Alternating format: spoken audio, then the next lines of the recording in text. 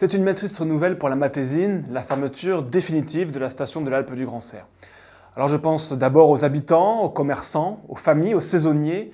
Pour eux, c'est un coup dur, mais il faut aussi avoir le courage de dire les choses. Cette fermeture n'est pas le fruit du hasard, c'est le résultat de plusieurs années d'aveuglement, d'absence de stratégie et d'idéologie décroissante.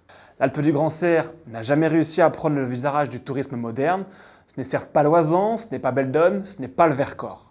Là où certains territoires ont investi, modernisé, attiré des visiteurs ici, on a laissé passer le train.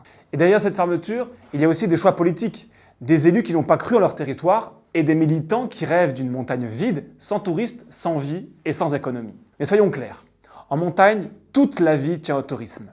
Sans tourisme, il n'y a plus d'emploi, il n'y a plus de commerce, plus d'école, plus de vie. Et si nous restons spectateurs, cette fermeture ne sera que la première d'une longue série. Les stations de moyenne montagne sont en danger. La Chartreuse est déjà fragilisée. Le Vercors suivra si on continue à subir l'idéologie décroissante et les discours défaitistes. Et il n'y a pas que les élus locaux qui doivent réagir. L'État lui aussi manque d'ambition pour la montagne. Là encore, sous la pression de la gauche, on abandonne les maires, on complexifie, on réglemente, on fait des recours, on interdit, pendant que nos voisins européens, eux, investissent, innovent et prennent une longueur d'avance. Il est temps de tourner le dos au renoncement, il est temps de moderniser nos infrastructures, de garantir la neige de culture là où c'est possible, de faciliter l'accès aux stations, de rénover nos hébergements, de faire rayonner nos montagnes.